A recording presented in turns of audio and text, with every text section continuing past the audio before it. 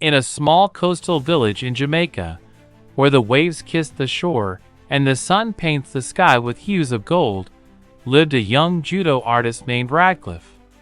Known for his strength, discipline, and unwavering aura, Radcliffe trained tirelessly at the local dojo, blending the art of judo with the vibrant soul of his island. One day, strange signals were detected emanating from the nearby mountains, glowing lights and mysterious devices disrupting the harmony of the community. Rumors spread of an alien presence threatening the peace of the island. As fear gripped the villagers, Radcliffe felt a calling. Using his judo skills and quick thinking, he ventured into the mountains.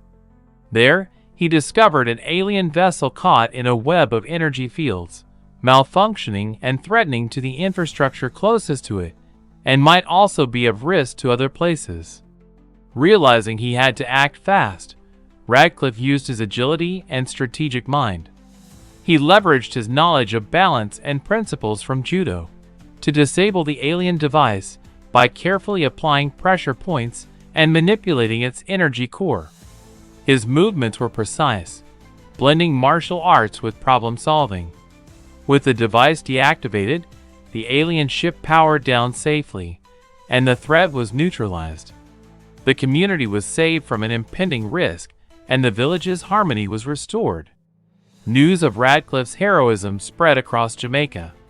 Recognizing his bravery, resilience, and dedication to peace, the government awarded him the Safety and Peace Prize, honoring his selfless act that protected his community and preserved the island's serenity.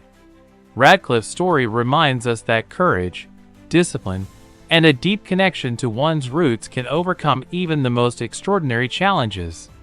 From the shores of Jamaica, a hero emerged, not just as a martial artist, but as a guardian of peace.